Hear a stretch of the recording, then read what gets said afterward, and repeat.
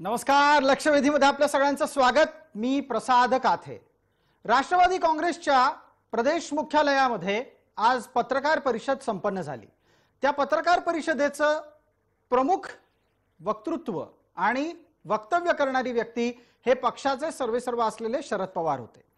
त्यांनी आपल्याकडून दावे करत असताना जास्त वेळ हा आर्यन खान प्रकरणावर घेतला आणि अनेकांचे डोळे कान तीक्ष्ण रीतीने जागे झाले. शरद पवार यांच्यासारखं व्यक्तित्व जे देशाच्या संरक्षण मंत्री पदापासून राज्यामध्ये टप्प्याटप्प्याने मुख्यमंत्रीपद सुद्धा अनुभवलेलं आहे, देशाच्या महाराष्ट्राच्या राजकारणाचा ज्यांचा गाढा अनुभव आहे, असं व्यक्तिमत्व एका तपास अधिकाऱ्याच्या विरोधात इतका वेळ का बोलावं हा प्रश्न निश्चित उपस्थित करून गेलाय. आत्ताच्या घडीला या चर्चेमध्ये आपण त्या निमित्ताने शीर्षक देतोय पवार विरुद्ध वानखेडे.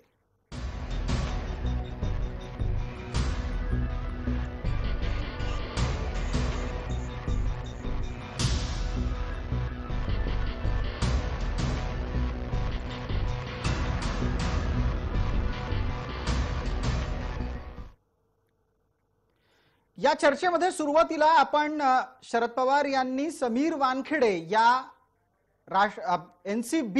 एनसीबीच्या झोनल डायरेक्टर अर्थात विभागीय संचालकांच्या विरोधात काय आक्षेप नोंदवलाय तो पाहूया. पवारांचा दावा असा आहे की एनसीबीने जेवढं अंमली पदार्थांचं रॅकेट उद्ध्वस्त केलं त्यापेक्षा जास्त प्रभावी काम हे मुंबई पोलिसांनी केलेलं आहे. आधी हा बाईट अर्थात पवारांचं वक्तव्य ऐका, मग त्याच्या पुढची गंमत तुम्हाला सांगणार आहे.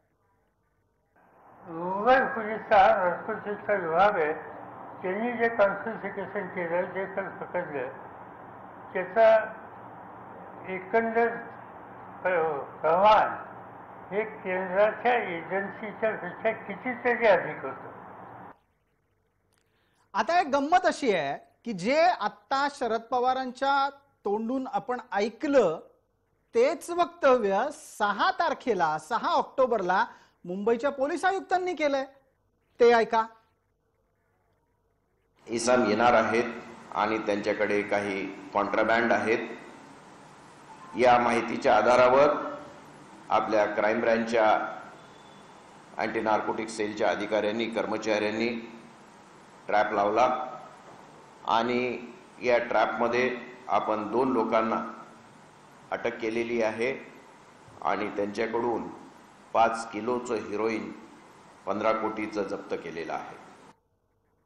थोडक्यात काय तर मुंबई पोलिसांनी एनसीबी पेक्षा नार्कोटिक कंट्रोल ब्युरो पेक्षा जास्त अंमली पदार्थ पकडले आहेत असं सांगण्यासाठी ज्या माहितीचा आधार घेतला गेला, गमतीशीर भाग असा आहे की ती सगळी माहिती ही 1 जानेवारी पासून आतापर्यंतची आहे.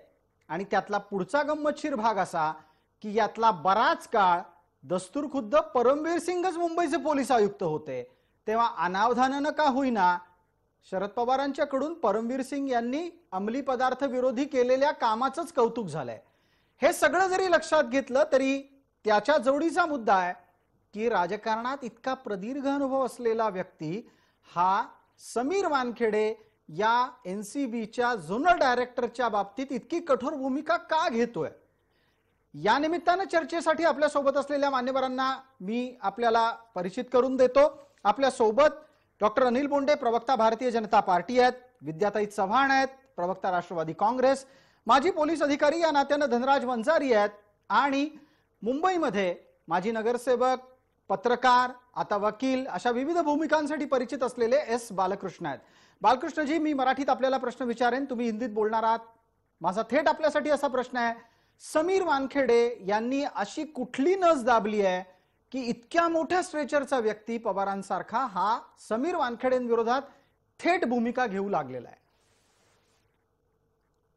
आज जो शरद पवार ने स्टेटमेंट दिया, ये बिल्कुल बहुत ही अफसोस की बात है कि इतना एक दिग्गज नेता, एक अधिकारी जो जोनल डायरेक्टर के सर पे काम कर रहा है और बहुत अच्छा बखूबी अपना रोल निभा रहा है, उसके ऊपर वो टूट पड़े, इसका क्या वजह क्या है ये मुझे पता नहीं है. लेकिन वो जो दावा करते हैं पवार साहब के मुंबई पुलिस के एंटी नार्कोटिक सेल ने बहुत बड़ा काम किया, एक सिंपल एक उदाहरण देना चाहता हूँ. डोंगरी पुलिस स्टेशन बिल्कुल लग के एक बिल्डिंग में narcotics control bureau led by Sameer Wankhede ने एक लेबोरेटरी जहां पे हीरोइन का रिफाइनिंग हो रहा था, आरिफ भुजवाला उसका इंचार्ज था, भुजवाला वहां से भाग गया था। जी।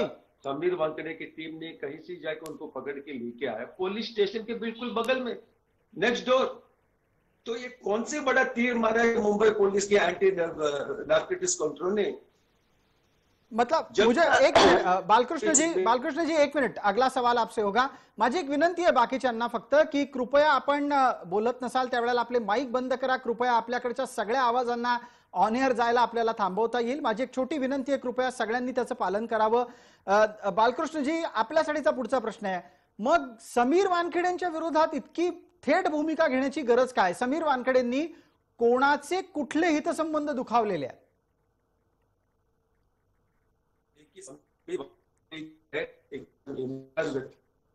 है कोशिश है शादी के लिए उसके बेटे को टारगेट किया, इससे बड़ी एक फालतू बात नहीं हो सकता है।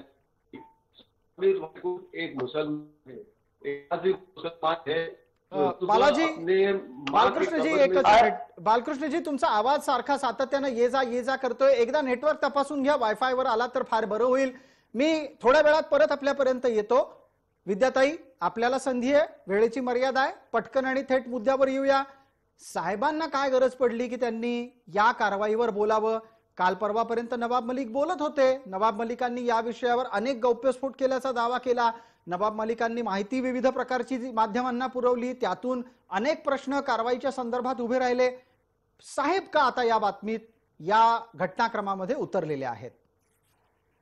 नाही, मला तुम्हाला सुरुवातीला या प्रेस कॉन्फरन्सला मी स्वतः सुद्धा हजर होती आणि पहिली सुरुवातीपासून ते शेवटपर्यंत जी या प्रेस कॉन्फरन्स मध्ये काय काय झालं हे मला तुम्ही सांगू दिलं तर बरं होईल। जी कारण तुम्ही काय करताय, कुठला तरी एवढासा एक भाग दाखवायचा आणि पवार साहेब फक्त वानखेडे नावाच्या अधिकाऱ्यावरती बोलले आणि त्यांना इतक्या याला येऊन काय बोलायची गरज होती, हा तुम्ही मुद्दा घेताय।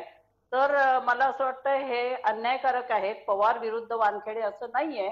प्रेस कॉन्फरन्सची जी सुरुवात झाली त्याच्यातच पवार साहेबांनी चायनापासून आपल्याला आता 13व्या ज्या वाटाघाटी आहे त्याच्यातनं कशा फिसकटल्या आणि कशा प्रकारे चीनने आपल्याला सगळीकडे घेरलेलं आहे आणि संरक्षण मंत्री एकदा कधीतरी असं आम्हाला बोलवतात, चर्चा करतात, त्याच्यामध्ये काय काय होतं आणि भारतीयांना सगळ्यांना याची माहिती देऊन नागरिकांना पण सजग राहण्यासाठी सरकारने काय केलं पाहिजे या विषयापासून त्यांनी प्रेस कॉन्फरन्सची सुरुवात केली आहे। परंतु त्या सर्व प्रेस कॉन्फरन्स मध्ये महत्वाचे मुद्दे बघून तुम्ही फक्त पवार साहेब वानखेड्यांवरती बोलला असं जे लोकांना दाखवू बघताय ते चुकीचं आहे, हे मला सांगायचंय। आणि राहिला प्रश्न वानखेड्यांचा की त्यांच्यावरती पवार साहेब का बोलले, तर मला असं वाटतं पवार साहेबांनी जो प्रश्न उपस्थित केलेला आहे तो फार महत्वाचा आहे। त्यांनी हे सांगितलंय की अशा प्रकारे जे पंचनामा केलेला आहे त्याच्यामध्ये घडलेल्या गुन्ह्याचा पंचनामा केल्यानंतर तिथे पंच म्हणून ज्यांना नेमलेलं होतं किंवा जे पोलीस सांगत होते की आम्हाला या लोकांनी काही माहिती दिलेली आहे, ते माहिती देणारे जे गोसावी आहेत ते ह्या अधिकाऱ्यांच्या माहितीतली माणसं असल्यामुळे त्यातला एक माणूस मिळाला आणि दुसरा जो गोसावी आहे तो फरार आहे, तर हे कसं काय होऊ शकतं असा प्रश्न त्यांनी उपस्थित केलेला आहे। जी जी जी आणि त्याविषयी ते बोललेले आहेत। विद्याताई, ही बरीच मोठी पत्रकार परिषद चालली, साहेब जवळपास 2:15च्या आधीच येऊन बसले होते, 2 वाजल्यापासून 3 वाजेपर्यंत त्यांची प्रस्तावना होती, 3 नंतर प्रश्नोत्तर सुरू झाली। या सगळ्या दरम्यान त्यांनी चीनवर भाषण केलं, म्हणजे आपलं वक्तव्य दिलं, केंद्रीय यंत्रणांबद्दल ते बोलले, ईडीच्या छाप्यावर बोलले, पाहुणे घरी आलेत यावर बोलले, एनसीबीवर बोलले, देवेंद्र फडणवीसांवर बोलले, भारतीय जनता पार्टीवर बोलले, मावळवर बोलले, सगळ्यांवर बोलले, आम्ही नाकारत नाही आहोत। पण मुद्दा काय आहे? मुद्दा असा आहे की या मुद्द्यावर ऑलरेडी नवाब मलिक बोलतात इतके दिवस, नवाब मलिकांनी हा मुद्दा मांडल्याच्या नंतर त्या मुद्द्याला वजन प्राप्त होत नाहीये, म्हणून स्वतः पवार साहेबांना यात बोलावं लागलंय का? त्याचाही मला खुलासा करायला लागेल की नुसतंच नवाब मलिक बोलतात त्या प्रश्नावर किंवा ते वजन पडत नाही म्हणून नाहीये। तिथे जे पत्रकार होते त्यांनी अनेक प्रश्न उपस्थित केले, त्यातले महत्वाच्या प्रश्नांमध्ये अजितदादांच्या बहिणींच्या घरावरती ज्या धाडी चालू आहे किंवा जे पाहुणे आलेले त्याविषयी सुद्धा साहेब बोललेले आणि नंतर ह्या धाडी अशा प्रकारच्या किंवा या अशा केंद्रीय यंत्रणांचा जो आता वापर सुरू झालेला आहे त्याचा सत्तेचा दुरुपयोग कसा होतो याच्याविषयी साहेब बोललेले आहेत. जी आणि बिलकुल. ते 5-5, मग मला 6-6 मला मला दिवस ऐका कसे घरी ना, बसून विद्याताई, निश्चित मी स्वतःच त्याची यादी वाचून दाखवली, पण त्यातला मुद्दा कुठल्या गोष्टीमुळे सगळ्यात जास्त स्पार्क झाला, मोठा झाला, तो असा आहे की साहेब जाता जाता पासिंग रिमार्क ज्याला म्हणतात तशात बोलून गेले की वानखेडेंनी याआधी एअरपोर्टवर काय केलं तेही मला कळलेलं आहे. इतक्या मोठ्या नेत्यांनी एखाद्या तपास अधिकाऱ्याच्या बद्दल असं बोलावं का? याच्या उलट मला प्रश्न विचारायचा आहे की वानखेडे सारख्यांनी एका तपास अधिकाऱ्यांनी केंद्र शासनाच्या इतक्या दबावामध्ये जाऊन काम करणं योग्य आहे का? बस, तर मग आता याचं हे उत्तर का पटकन, होतं? याचं तर उत्तर याचं- आपल्यासोबत डॉक्टर अनिल बोंडे आहेत, ते देतीलच. त्यांच्याकडे त्या प्रश्नांची उत्तर असतील अशी अपेक्षा आहे. आता अनिल बोंडेजी, आपण या दोन्ही मुद्द्यांवर बोला. एक, पवार साहेबांनी इतका मोठा स्ट्रेचर असलेला व्यक्ती समीर वानखेडेंसारख्या एका तपास अधिकाऱ्याच्या मागे का लागावा? दुसरा मुद्दा, समीर वानखेडे केंद्राचं बाहुलं बनलेत का? पवार साहेब जे बोलले ना त्याच्यामध्ये मला बिलकुल आश्चर्य वाटत नाही. कारण पवार साहेबांचं पूर्ण आयुष्य जर आपण तपासलं तर खऱ्या अर्थानं राजकारणाचं गुन्हेगारीकरण करणारे पवार साहेब आहेत महाराष्ट्रामध्ये. वसंतदादा पाटलाच्या पाठीत खंजीर खुपसल्यानंतर प्रत्येक गोष्ट, ते भूखंडाचं श्रीखंड खाणं असो किंवा संरक्षण मंत्री असताना टेररिस्ट ज्याला भारत सोडावा लागला त्याला आपल्या विमानामध्ये घेऊन जाणार असतो किंवा गोरा खैरनार सारख्या प्रामाणिक अधिकाऱ्याला त्रास देण्याचं काम असो. तुम्हाला आठवत असेल, मला तर आठवतं ते गोरा खैरनारनी खऱ्या अर्थानं पवार साहेबांचे कपडे काढलेले आणि त्यामुळं प्रामाणिक अधिकारी असला तर पवार साहेब त्यामध्ये बोलणारच, त्याच्यावर टीका करणारच. एवढ्या मोठ्या माणसाला म्हणावं लागतं की विमानतळावर समीर वानखेडेंनी काय केलं, कुठे आलं त्याच्या सर्व्हिस रेकॉर्डमध्ये? उलट पवार साहेबांच्या सर्व्हिस रेकॉर्डमध्ये भूखंडाचं श्रीखंड आलं, पवार साहेबांच्या सर्व्हिस रेकॉर्डमध्ये साखर कारखाने विकण्याचं आलं, पवार साहेबांच्या सर्व्हिस रेकॉर्डमध्ये मुंबईच्या दंगलीमध्ये त्यांचा हात होता असं म्हणण्याची अनेक लोकांची हिंमत आहे. पवार साहेबांच्या सर्व्हिस रेकॉर्डमध्ये गोवारीला 118 गोवारीला मारल्यानंतर ते बिनदिक्कतपणे मुंबईला निघून जातात, तेही पण आलं. परंतु आता कुठेतरी नवाब मलिकाचा जावई आतमध्ये जातो ड्रगच्या प्रकरणामध्ये, इकडे शाहरुख खानचा मुलगा पण आतमध्ये जातो. आता मला असं वाटतं की अजितदादा पवारांच्या साखर कारखान्यावरचे असलेले छापे, सातत्यानं त्यांच्या घरावर होणारे छापे, अनिल देशमुखच्या घरावर सातत्यानं सीबीआयच्या ईडीच्या रेड, आणि यामुळं पवार निश्चितपणे बावचळले आहेत. ठीक आहे अनिलजी पटकन एक गोष्ट आहे का जी जी पवार साहेब असे माणसं आहे की तेलगी प्रकरणामध्ये नार्को अनालिसिस मध्ये अब्दुल करीम तेलगी यांनी सुद्धा पवाराचं नाव घेतलं आणि त्याच्यामुळे पवार काही शुद्ध राजकारणी हे डोक्यातून काढून टाका. पवार गुन्हेगाराला संरक्षण देणारी व्यक्ती आहे. ती आता एकच मिनिट, मला या निमित्तानं पुढचा प्रश्न उपस्थित करायचा आहे, तो आपल्या सोबत असलेल्या धनराज वंजारी यांना. धनराज वंजारी हे पोलीस दलातलं एक असं नाव आहे की जे खऱ्याला खरं खोट्याला खोटं करतात. त्याच भूमिकेतून वंजारीजी थेट मुद्द्यावर येऊया. जेव्हा इतका मोठा राजकारणी एका तपास अधिकाऱ्याच्या बाबतीत बोलायला लागतो त्यावेळेला माझा प्रश्न आपण पूर्ण आणि नीट ऐका. त्यावेळेला संबंधित तपास अधिकारी दबावाखाली येऊ शकतो का? दुसरं, तपासावर त्याचा परिणाम होऊ शकतो का? संबंधित अधिकारी दबावाखाली येणार नाही, कारण संबंधित अधिकारी ऑलरेडी दबावाखाली आहे. परंतु संबंधित अधिकाऱ्याला एवढी चुणूक, तो जर पुरेसा सुज्ञ असेल तर त्याला एवढी चुणूक लागलेली आहे की आपला आज ना उद्या श्रीधर वगर, आर एस शर्मा किंवा परमबीर सिंग होणार आहे. असे अधिकारी जे नावासाठी किंवा 2-3 ग्रॅमच्या केसेससाठी राजकीय नेतृत्वाच्या दबावाखाली काहीतरी करत जातात, त्यांचे बेहाल होतात. हा घटनाक्रम इतिहासाचा साक्षी म्हणून मी तुम्हाला सांगू शकतो. परंतु हे एवढं सोपं मॅटर नाहीये. तुम्ही विचारला म्हणून प्रश्न, त्याचं उत्तर दिलं प्रसाद. खरा प्रश्न असा आहे की मुफ्ती मेहबूबानी खानच्या नावाखाली हिंदू मुस्लिम हे वळण या प्रकरणाला दिलं. नवाब मलिक सातत्याने प्रेस कॉन्फरन्स घेत आहे. आज शरद पवार मैदानात उतरलेले आहेत, परंतु शाहरुख खान, आर्यन खानचा बाप अजून याच्यावर काहीही बोलत नाही. बाकीचे लोक का बोलतात आहे? नाही, पण आता गडबड आहे. धनराज वंजारी अहो, ज्याचा पोरगा तुरुंगात आहे त्याला स्वतःला आता पोराला बाहेर काढण्याची चिंता असेल का पत्रकार परिषदा घेऊन वक्तव्य करण्याची गरज असेल? सुनील दत्तनी त्यावेळी संजय दत्तच्या वेळी काय केलं हे आपल्याला माहित आहे ना प्रसाद? बिलकुल बिलकुल. सुनील सुनील दत्त यांच्या मागे राजकीय कारकीर्द होती, ते त्या पद्धतीनं विविध पक्षांशी निगडीत होते, एका घराण्याशी लॉयल होते, हेही आपल्याला माहिती आहे. तर तुम्हाला तसं सुचवायचंय का? त्याला ठीक आहे, ते गप्प असतील, त्यांच्या मागे टेन्शन आहे, ते काही राजकारणी नाही, सेलिब्रिटी. चला ठीक आहे.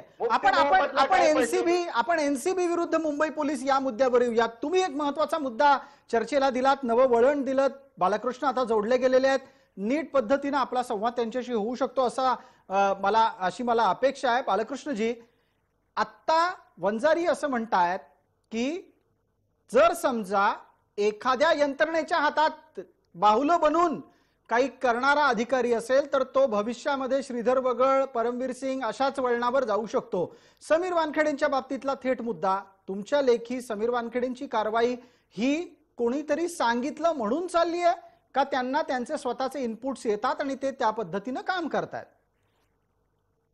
जी सबसे बड़े अफसोस की बात है कि समीर वानखेड़े जैसा एक क्लीन और होनहार ऑफिसर को श्रीधर वगल, आर एस शर्मा ऐसे जो टोटली टेंट जो अधिकारी है उनके साथ तुलना करना। मेरे मित्र वंजारी साहब बहुत ही सीनियर है, बहुत ही उनका एक्सपीरियंस है, लेकिन ये बड़ी दुख के साथ कहना पड़ता है कि समीर वानखेड़े उनका कंपैरिजन इनके साथ करना। और दूसरी बात जो शरद पवार ने कहा कि समीर वानखेड़े एयरपोर्ट में क्या किया, अगर पवार के पास कोई पुरावा है तो उसको खुलेआम क्यों नहीं बताते? ऐसे ये हिंट देके लोगों के मन में शंका पैदा करते, फिर बाद में आप अपने कुर्सी से हट जाते हैं। देखिए प्रसाद जी, याच निमित्तानं एक छोटा प्रश्न आणखीन इथे उपस्थित करतो. आता चित्र काय निर्माण होतंय पहा. चित्र असं निर्माण होतंय की देशाला बर्बाद करणाऱ्या अंमली पदार्थांच्या रॅकेटच्या विरोधात एक यंत्रणा काम करते. एक पक्ष येतो म्हणतो ही यंत्रणा केंद्र सरकारच्या आदेशानं काम करते. गंमत अशी आहे की समीर वानखेडेनं जोपर्यंत नवाब मलिकांच्या जावयावर कारवाई केली नव्हती तोपर्यंत सगळं छान होतं. ज्या क्षणी नवाब मलिकांच्या जावयावर कारवाई होते तिथून पुढे समीर वानखेडेंच्या बद्दलचे सर्व प्रकारचे आरोप प्रत्यारोप हे राजकीय हेतून सुरू होऊन जातात.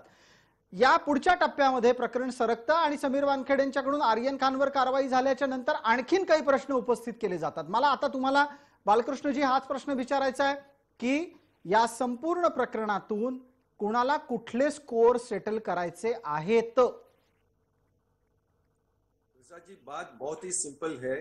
इनका स्ट्रैटेजी ऐसा है, समीर वानखेड़े को डिमोरलाइज करना, डिफेम करना, ताकि वो आदमी खुद केंद्र सरकार को कहे मुझे मुंबई में काम नहीं करने का, मेरे पर बहुत ही सारे पॉलिटिकल अटैक हो रहे हैं. ये उनका ये है. लेकिन मैं ये कहना चाहता हूं, Amit Shah union home minister ने खास हैंडपिक करके समीर वानखेड़े जी को यहाँ पे जोनल डायरेक्टर एनसीबी बनाया. उनका ब्रीफ ये है कि मुंबई को जो ड्रग माफिया ने कैप्चर किया है, बॉलीवुड को जो ड्रग माफिया ने कैप्चर किया है, उसको मुंबई को उससे मुक्त करना, वो उनका ब्रीफ है. अच्छा, एकच मिनिट. विद्याताई असं म्हणाले की गुजरातचं काय झालं, तर विद्याताई आपल्याकडे अशी माहिती आहे का की गुजरातमध्ये पण मोठ्या प्रमाणात ड्रग माफिया काम करतात?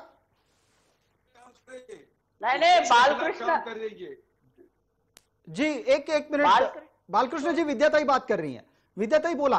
बालकृष्ण जी को मेरे को ये पूछना है कि मुंबई में ही ड्रग्स आते हैं, ऐसा उनका जो कहना है वो सरासर गलत है. मुंबई में तो आते ही है, लेकिन देश में कितनी जगह आते हैं. गुजरात में परसों 22,000 करोड़ का जो आया, तो अमित शाह साहब ने उसकी इंक्वायरी क्यों नहीं अभी तक लगाई? एक मिनिट. विद्याताई तपशील अपुरा आहे. विद्याताई तपशील अपुरा आहे. मी तुम्हाला तपशील देतो. त्याची चौकशी एनआयए ने सुरू केलेली आहे.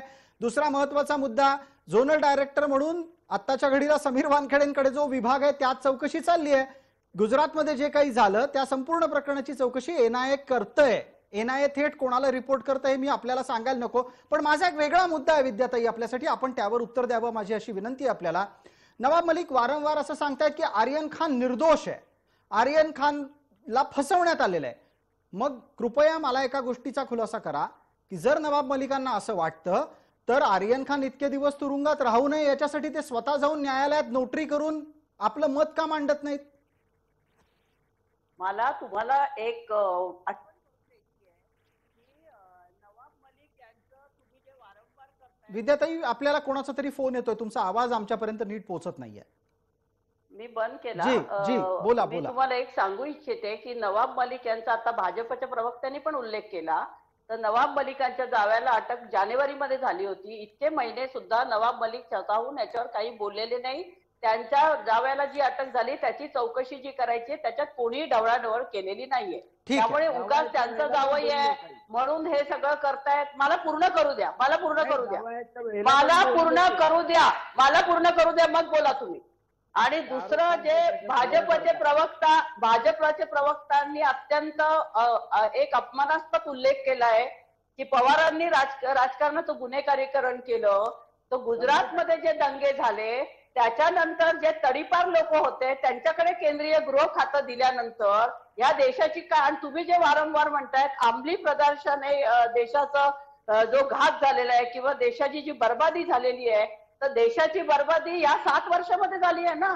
जेव्हापासून भाजपमध्ये केंद्रात गृह खातं अशा लोकांकडे गेले, अशी पदं मोठ्या मोठ्या व्यक्तींकडे गेल्यानंतर संपूर्ण देशाची बर्बादी होते. ठीक आहे विद्याताई, आपलं उत्तर बऱ्यापैकी राजकीय आहे, पण मी विचारलेल्या प्रश्नाचं उत्तर नाही सापडलं. मी परत आपल्यासाठी प्रश्न विचारतो, परत उत्तर द्यायची संधी देतो. आपल्या पक्षातल्या एका अत्यंत जबाबदार नेतृत्वाकडे, नवाब मलिक यांच्यासारख्या व्यक्तीकडे आणि आता तर स्वतः पक्षप्रमुखांकडे पण अशी माहिती आहे की जी काही तपास यंत्रणेची कारवाई आहे ती चुकीची आहे. एनसीबी अत्यंत हेतुपुरस्सररित्या गोष्टी करताय असं तुमचं म्हणणं असेल तर तुम्ही या प्रकरणी न्यायालयात प्रतिज्ञापत्र का करत नाही? आर्यन खान सुटेल ना, त्याचं विचाराचं दर एक रात्र वाढतच चालली आहे तुरुंगामध्ये, पटकन घरी येईल तो. हे बघा, मला तुम्हाला एक सांगायचंय की जसं नवाब भाई म्हणाले की आर्यन खानला फसवलेलं आहे, अगदी बरोबर आहे. आर्यन खानकडे जर काय ड्रग्ज मिळाले असते तर त्याचं ब्लड टेस्ट करणं, युरिन टेस्ट करणं हे बंधनकारक होतं. मग वानखेडे किंवा त्यांच्या टीम मधल्या अधिकाऱ्यांनी त्याची ही जाच का होऊ दिली नाही? त्या रिपोर्ट, एखादा ड्रायव्हिंग करताना माणूस दारू प्यायलेला मिळाला तरी त्याची ब्लड टेस्ट केली जाते, त्याचे युरिन टेस्ट केली जाते. मग इथे आर्यन खानवर जर तुमच्यावर संशय होता तर त्याची ब्लड युरिन टेस्ट न करता अशा प्रकारे त्याच्या स्वतःकडे ड्रग्ज न सापडलेलं असताना सुद्धा चित्रपट सृष्टीतल्या लोकांना बदनाम करणं, कधी राजकारणातल्या लोकांना बदनाम करणं, आणि तुम्ही जे मगाशी मुंबईचे जे पोलीस कमिशनर होते त्यांच्याविषयी आपण जे बोलत होता त्याच्याविषयी सुद्धा मला तुम्हाला त्यांच्याविषयी एवढी नाही नाही नाही, मुद्दा सहानुभूतीचा नाहीये. मुद्दा सहानुभूतीचा नाहीये, एक योगायोग त्यात दिसला. वेळेची मर्यादा है, त्याच्यावर आपण परत नक्कीच कधी ना चर्चा करूं. बालकृष्ण जी, मैं आपको मौका जरूर देता, समय की मर्यादा की वजह से रोक रहा हूं. जाते जाते एक 30 सेकंड मुझे बोंडे जी को देने. डॉक्टर बोंडे, आपण पटकन 30 सेकंदामध्ये सांगावं, जर समजा तपास यंत्रणा चुकीचं काम करतायत असं कुठल्याही राजकीय पक्षात, जर राजकीय पक्षाच्या पलीकडे जाऊ द्या, घटनेतलं शपथपूर्वक निवेदन करून पदावर संवैधानिकरित्या बसलेल्या व्यक्तीला वाटत असेल तर त्यांनी थेट न्यायालयात जाऊन प्रतिज्ञापत्र देणं हे अधिक संयुक्तिक नाही का? निश्चितच आहे. अहो, यांना म्हणा, त्या सतीश मानसिंदे एवढा नावाजलेला वकील आहे, त्याला सांगा ना हे की ब्लड टेस्ट नाही केली, युरिन टेस्ट नाही केली, न्यायाधीशाला पटवतील आणि न्यायाधीश कशाला मग पोलीस रिमांड देईल?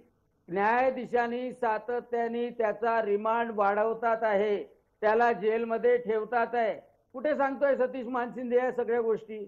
आणि त्याच्यामुळं यांना फक्त प्रोटेक्ट करायचं आहे, प्रोटेक्ट करण्याचा एक मार्ग एनसीबीला बदनाम करायचा आहे. ठीक आहे, आताच्या घडीला वेळ मर्यादा आहे. अनिल बोंडे, आपला मुद्दा पोहोचलात. आपण इतर सर्व मान्यवरांनाही धन्यवाद देऊयात की ते या चर्चेमध्ये सहभागी झाले. वेळ मर्यादेपोटी आपल्याला चर्चेला इथून पुढे नेता येणार नाही. आपण सर्व सहभागी झालात त्याबद्दल पुन्हा एकदा धन्यवाद, आभार. सर्व प्रेक्षकांना जय महाराष्ट्र.